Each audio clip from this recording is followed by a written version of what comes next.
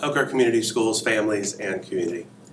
Last night at our board meeting, I took an opportunity early in the meeting to share with everyone an update where we are in terms of reviewing our anti-bullying processes and procedures.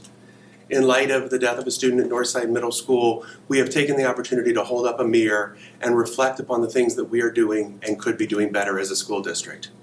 Over the past few weeks, our insurance carrier has reviewed at a high level the processes and procedures that we have in place and identified that we have best practices. Their recommendation is that to now dig into that more fully and audit, are we truly following through with those policies and processes, and to conduct surveys of parents, family, and staff members about how we can do so more effectively. Those surveys will be forthcoming. The other thing that has come forward in this is the conversation about how an anti-bullying culture is created through ongoing efforts. We do a lot of work at the beginning of the year to make sure that students and families understand what's in place to prevent bullying, how students can report, and then we may not always follow through with that the best through the rest of the year. We want to make sure that we're getting that message out there for students, if they see something, to say something and understand that it's okay to report what's happening either to themselves or to their peers.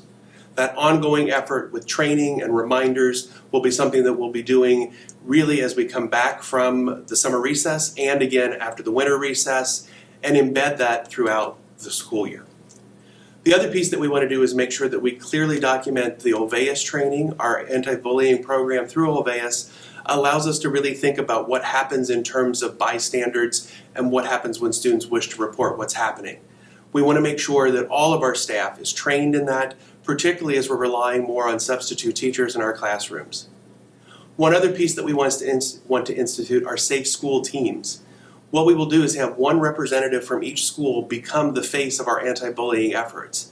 This person will cultivate activities, will make sure that students know how to report, will make sure that the training is happening during the beginning of the year and throughout the year. All of this geared towards creating a community of experts who are working in this area and making sure that things are carried out in the schools the way they should be. Understanding that a great deal of bullying takes place online, we are putting in place a digital citizenship training for students that will be carried out through the first weeks of school in the fall. This way they will talk about issues like privacy and online honesty and your digital footprint and the use of social media. And finally, something that we've layered in is knowing that students are in a very vulnerable place mentally right now because of the pandemic and because of the stresses that are placed upon our youth today, that we need to make sure that we're really looking at what's happening for them from the mental health standpoint.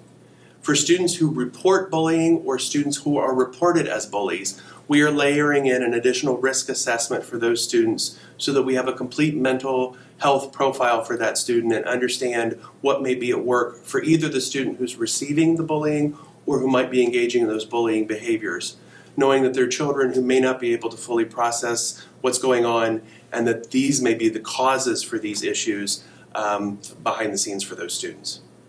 All of these efforts are our attempt to make sure that we are following through with the bullying policies and procedures we have in place and to reaffirm for our families and our community that we do take these reports of bullying and the instances that are reported to us in the buildings seriously.